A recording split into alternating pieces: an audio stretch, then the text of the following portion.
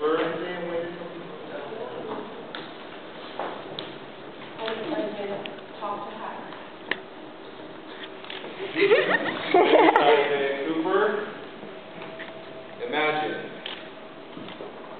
that you don't live in this house and that you aren't walking into your suburban-style kitchen in search of a dish towel. Imagine that your daughter didn't just spill cranberry juice on the hardwood floors of the playroom, and that your black lab Petey isn't licking the tart red drops in your flesh's salt from between your toes. Imagine while you stand with your hand in a drawer of floral print dish towels and stare pensively at the bleached cement of your driveway, that today began differently, that when you woke up this morning it wasn't from the blasting buzz of your alarm, but from a very different source. Imagine a chill that first grips your feet, no matter how far into the covers you pull them,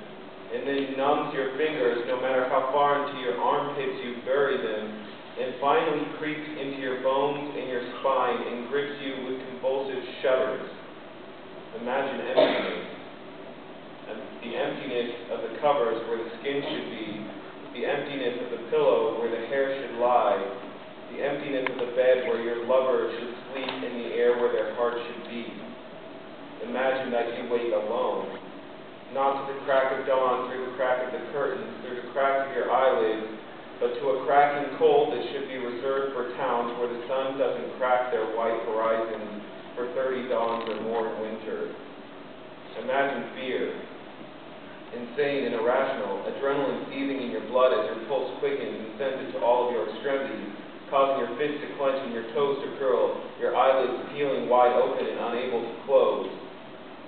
Imagine even the softness of your carpet chilled with condensed and frosted moisture as you slowly step out of bed, the blue LED lines of your clock all lit up so that the time reads 1888. Imagine the hollowness of your voice when you call out a name, only getting an empty hallway echo in return.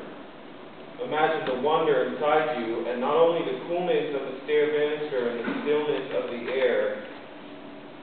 but as well as the grayish light that hovers at the rims of the curtains in the silence that permeates through the walls. Imagine a mixture of terror and amazement that thunders in your chest and ears when you walk through the first floor, checking each and every room more cautiously than the last, everyone empty of light, while your limp bathrobe does nothing to stop your hair follicles from pricking up in a rigid stand. Imagine the absurdity of a cup of tea frozen solid on the counter, the bag inside like a giant beetle caught in amber, and the frosty scraps of broccoli and lamb on a plate. Imagine the stone weight inside you when it's clear that no one is here, nor has been since you fell asleep. Imagine your apprehension as some instinct in your gut drives your body to the front entrance, your feet into a pair of slippers, and your hand to the doorknob that's so cold it feels as if it's burning the identity from your fingertips, and claiming your flesh as one with metal, and sends painful spikes of dread to your shoulder as you force the knob clockwise and tear the door free from its icy seal. Imagine white, endless. Imagine the warmth and familiarity